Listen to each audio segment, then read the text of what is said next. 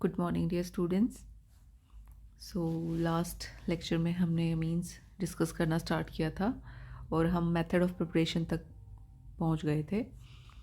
तो यहाँ पर हमारा नेक्स्ट मेथड ऑफ प्रिपरेशन है होफमैन ब्रोमामाइड रिएक्शन। ये हम प्राइमरी अमीन्स की प्रिपरेशन के लिए यूज़ करेंगे। इसको कभी कभी होफमैन ब्रोमामाइड डिग्रेडेशन भी कहते हैं और ये भी इम्पोर्टेंट है।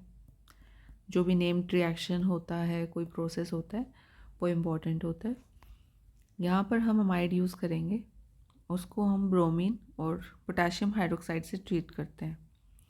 So after the process reaction ये CO बाहर निकल जाता है, RNH2 बचता है, पोटेशियम कार्बोनेट, 2 वाटर मॉलिक्यूल्स और 2 KBr मॉलिक्यूल्स। सो हम यहाँ पर दिखा रहे हैं बेंजामाइड के साथ रिएक्शन कि ब्रोमीन और KOH से ट्रीट करने पे यहाँ एनिलीन बना, पोटेशियम कार्बोनेट, KBr और वाटर। तो ये बहुत इंटरेस्टिंग रिएक्शन है, इसका मैकेनिज़्म भी इम्पॉर्टेंट है और ये पूछा जाता है कभी कभी मैकेनिज़्म। सो फर्स्ट स्टेप में ब्रोमीन KOH से रिएक्ट करता है, 2 KOH से। ये अलग तरीके से रिएक्ट करेगा।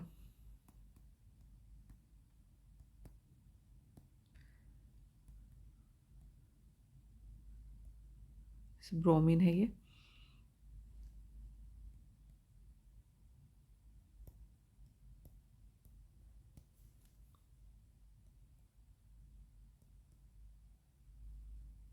तो एक ब्रोमीन तो KBr की फॉर्म में निकल जाता है और एक ब्रोमीन KOBr की फॉर्म में निकलता है और एक यहाँ से ये वाटर मॉलिक्यूल निकल जाएगा। तो इस तरीके से रिएक्शन होता है।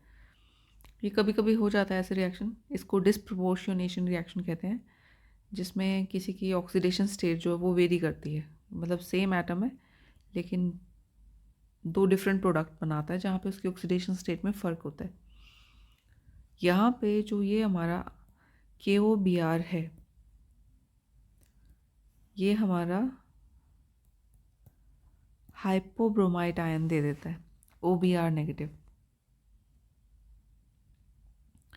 तो ये आयन जो है, इस जो हम RCONH2 अमाइड में से एक हाइड्रोजन को in the form of H abstract कर लेगा और ब्रोमीन जो है वो इसकी जगह पर सब्स्टिट्यूट हो जाएगा।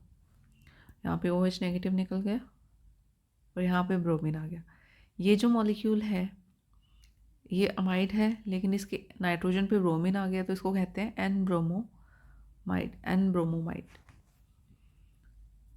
जो ये OH नेगेटिव बना अब इसके साथ फर्दर इंटरेक्ट करता है और दूसरे हाइड्रोजन को भी एब्स्ट्रैक्ट कर लेता है और ख़ुद वाटर मॉलिक्यूल में कन्वर्ट हो जाता है। तो इस वजह से क्या हुआ कि इस नाइट्रोजन पे एक लोन पेयर तो पहले ही था और ये वाला बॉन्ड भी इसके पास आ गया, एक इलेक्ट्रॉन तो इसका खुद का है, एक इसको एक्स्ट्रा मिल गया, तो इस नाइट्रोजन पे नेगेटिव चार्ज आ जाता है।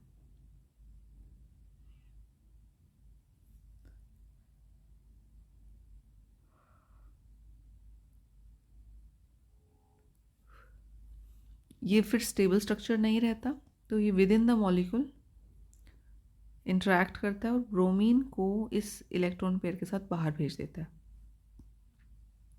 ब्रोमाइड आयन की फॉर्म में। और इस नाइट्रोजन के पास अब सिंगल बॉन्ड ही बचा और इसके पास अपने खुद के इलेक्ट्रॉन्स हैं। तो ऐसा नाइट्रोजन जो इलेक्ट्रॉन डेफिशिएंट हो गया उसको हम नाइट्रीन कहते हैं। यहाँ इसके वैलेंस शेल में 6 इलेक्ट्रॉन होते हैं। इसकी खास बात होती है, जैसे कार्बिन होता है ना, जैसे ये मॉलिक्यूल कार्बिन है, यहाँ पे कार्बन के वैलेंस शेल में 6 इलेक्ट्रॉन है। यहाँ पर नाइट्रोजन के वैलेंस यानी बाहरी शेल जो है वहाँ पे 6 इलेक्ट्रॉन प्रेजेंट है। तो ऐसे मॉलिक्यूल में इसको हम नाइट्रीन कहते हैं। तो ये काफ़ी इंटरेस्टिंग नाम है और ये आपने पढ़ा होगा फर्स्ट ईयर में। इंटरमीडिएट रिएक्शन, इंटरमीडिएट स्टेबल नहीं होता, ये फिर further with in the molecule interact करता है और यहाँ पे इस बॉन्ड को शिफ्ट करेगा। डबल बॉन्ड आएगा कार्बन कार्बन के बीच में और कार्बन 5 बॉन्ड तो नहीं बना सकता, तो ये वाला पार्ट जो R है with this electron pair of bond nitrogen के पास मूव कर जाएगा और RnCO बन जाएगा, जो कि आइसोसाइनेट है। इसको आप स्ट्रेट करके लिखेंगे तो ये ऐसे दिखाई देगा, RnCO आइसोसाइनेट। CNO होता है तो साइनेट है, NCO है तो आइसोसाइनेट। जो RnCO है, अब ये क्या करेगा, जो हमारा बेस था ना, हमने 4 KOH मॉलिक्यूल लिए हुए हैं, उसमें से 2 OH नेगेटिव आयंस जो हैं उनके साथ इंटरेक्ट करता है, और ये 2 हाइड्रोजन जो हैं वो नाइट्रोजन के पास चले जाएंगे, और कार्बन इन 2 ऑक्सीजन के साथ इंटरेक्ट करके कार्बोनेट आयन बना लेगा। तो इस तरीके से ये रिएक्शन पूरा हो जाता है। तो ये बहुत ही इंटरेस्टिंग था, नया है, आप इसकी प्रैक्टिस कर लेना। आपको दोबारा सुनना है तो थोड़ा पीछे जाके सुन लेना वीडियो में, ठीक है। तो इस तरीके से इसमें इंटरमीडिएट्स बनते हैं। फर्स्ट, सेकंड और थर्ड स्टेप में जो इंटरमीडिएट बने हैं इनको हम आइसोलेट भी कर सकते हैं, जो इस मेथड को फर्दर इंश्योर करते हैं कि ऐसे ही बना हुआ है रिएक्शन। सूटेबल कंडीशंस में हम इनको आइसोलेट कर सकते हैं। सो ये भी एक इम्पॉर्टेंट मेथड था, होफमैन ब्रोमोमाइड डिग्रेडेशन। इसमें क्योंकि ये वाला कार्बन बाहर चला गया ना अमाइड का, एक कार्बन कम हो जाता है, इसलिए इसको डिग्रेडेशन कहते हैं। अब नेक्स्ट मेथड हमारा है reductive ammunition of aldehyde and ketone. ये काफ़ी इंटरेस्टिंग है। अभी तक आप देख रहे होंगे हमने सिर्फ प्राइमरी अमीन बनाए हैं। तो जब आप एल्डिहाइड को अमोनिया से ट्रीट करते हो तो यहाँ से वाटर रिलीज हो जाता है और NH बचेगा, ये मॉलिक्यूल बनता है, इसको एल्डिमाइन कहते हैं, जो एल्डिहाइड और अमीन के कॉम्बिनेशन से बना है। जब आप इसको रिड्यूस करोगे तो RCH2NH2 आ जाएगा। सिमिलरली आपके पास कीटोन होते हैं, यहाँ से भी एक वाटर मॉलिक्यूल रिलीज होता है और carbon double bond nitrogen H आएगा, इसको केटीमाइन कहते हैं। इसको भी जब आप रिड्यूस करेंगे तो RCHNH2 आ जाएगा। तो इस तरीके से आपके अमीन बन जाते हैं। प्राइमरी अमीन ही है यहाँ पर भी। बहुत आसान मेथड था ये, इसका मैकेनिज़्म भी बिल्कुल आसान है।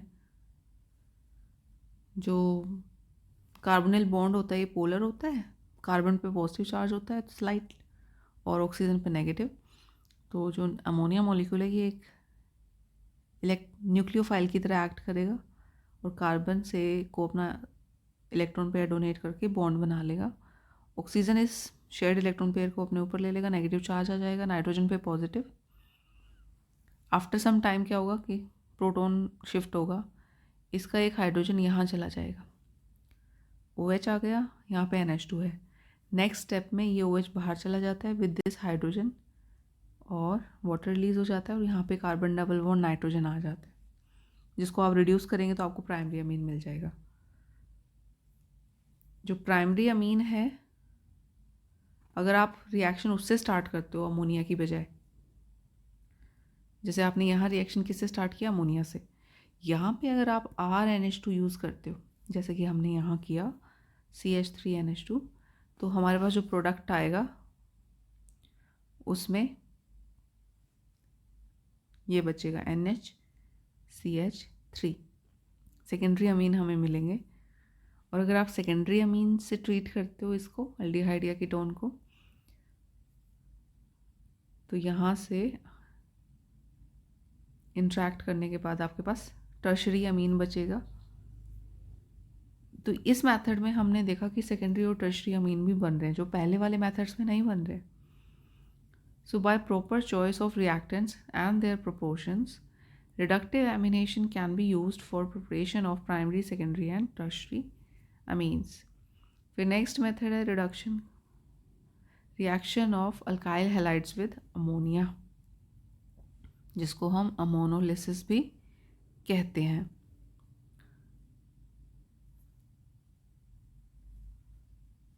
Reaction of alkyl halide with ammonia, ये इम्पॉर्टेंट है, कई बार पूछ लेते हैं। अमोनोलिसिस पता नहीं क्यों कई बार एग्जामिनर्स को पसंद आ जाता है। इसमें क्या होता है कि आप अमोनिया को जब अल्काइल हैलाइड से ट्रीट करते हो तो फर्स्ट स्टेप में एक हाइड्रोजन और एक ये हेलोजन निकल जाता है -HX, प्राइमरी अमीन बनेगा RnH2। ये रिएक्शन यहाँ रुकता नहीं है, ये इसकी फर्दर रिएक्ट करने की टेंडेंसी है। तो नेक्स्ट स्टेप में एक और हाइड्रोजन हट जाएगा, HX निकलेगा और R2NH बचेगा, सेकेंडरी अमीन बन गया। ये रिएक्शन यहाँ भी नहीं रुकेगा। अगर आपने RX एक्सेस में यूज़ किया है तो फर्दर रिएक्शन होएगी, फिर से HX निकलेगा और R3N बनेगा, टर्शियरी अमीन बन गए। यहाँ भी रिएक्शन नहीं रुका, एक और RX के साथ इंटरेक्ट करके जब तक ये क्वाटरनरी अमोनियम सॉल्ट नहीं बन जाता ये रिएक्शन रुकता नहीं है।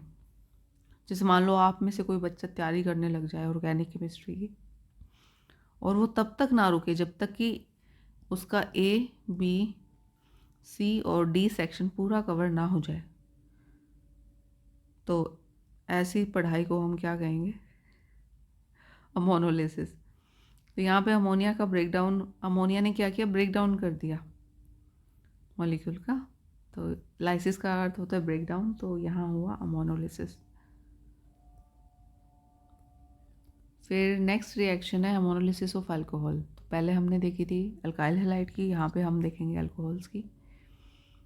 ये एल्यूमिनियम ऑक्साइड की प्रेजेंस में होगा और हीट करने पे तो यहाँ से H निकलेगा, एक वाटर निकलेगा यहाँ हमारे पास HOH। फिर सेकंड स्टेप में तो यहाँ प्राइमरी अमीन बन गए। फिर नेक्स्ट स्टेप में R2NH बनेगा और आपके पास सेकेंडरी अमीन आ जाएंगे।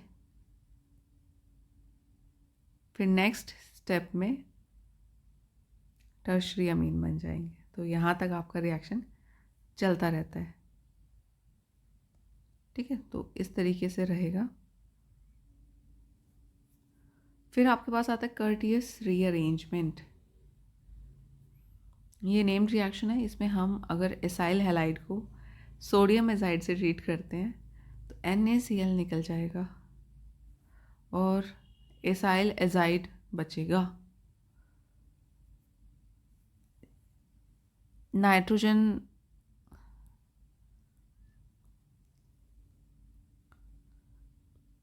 मॉलिक्यूल होता है ये इस तरीके से।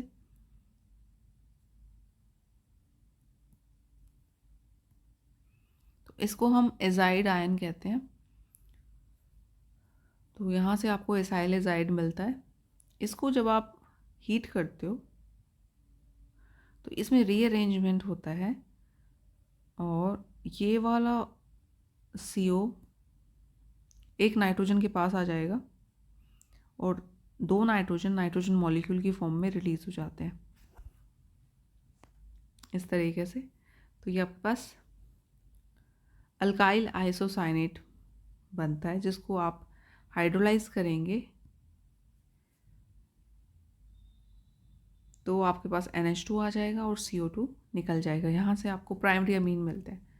तो ये रिएक्शन कई बार पूछ लेते हैं क्योंकि ये नेम्ड रिएक्शन है। फिर हमारे पास आता है reduction of N alkyl amide and N di substituted amides. इससे आपको अगर आप रिड्यूस करेंगे, ये हमने पहले भी देखा था लेकिन सिंपल अमाइड का, अब यहाँ पे R ग्रुप लगा दिया हमने अमाइड के हाइड्रोजन्स को हटा के। तो अगर एक ही R ग्रुप है तो आपके पास सेकेंडरी अमीन बनेंगे रिडक्शन के बाद, और अगर दो R ग्रुप हैं तो आपके पास टर्शियरी अमीन बन जाएंगे। फिर आपके पास हाइड्रोलिसिस है para nitroso die alkyl aniline का। तो एनिलीन को जब आप अल्काइल हैलाइड से ट्रीट करोगे तो यहाँ से HX निकलेगा, NR2 बचेगा। फिर आप HNO2 से इसको ट्रीट करते हैं तो HNO2 को हम इस तरीके से लिख सकते हैं, यहाँ से वाटर निकल जाता है और NO ग्रुप यहाँ आ जाएगा। इसको हम कहते हैं para nitroso die alkyl aniline. इसको जब आप हाइड्रोलाइज करेंगे तो यहाँ पे H चला जाता है और यहाँ पे OH आ जाता है, तो ये फिनॉल बन गया और सेकेंडरी अमीन रिलीज हो जाता है। तो इस तरीके से ये रिएक्शन है। आपको याद रह जाए तो ठीक है, नहीं तो आप छोड़ सकते हैं। फिर है हमारे पास decomposition of quaternary ammonium hydroxide. अगर जो क्वाटरनरी अमोनियम हाइड्रोक्साइड है उसको आप सिल्वर हाइड्रोक्साइड से ट्रीट करते हो तो सिल्वर हैलाइड निकल जाता है और OH बचता है। इसको जब आप हीट करते हो तो ये ब्रेक डाउन हो जाएगा ROH में। यहाँ ये हमने पहले ही शो कर दिया है ROH में और R3N में। तो इस तरीके से आपके पास टर्शरी अमीन बन जाते हैं। तो ये थे हमारे आगे के मेथड जिनमें हमने प्रिपरेशन देखी अमीन्स की। तो आज हम इतना ही करते हैं, ये आप प्रिपेयर कर लेना। Thank you so much.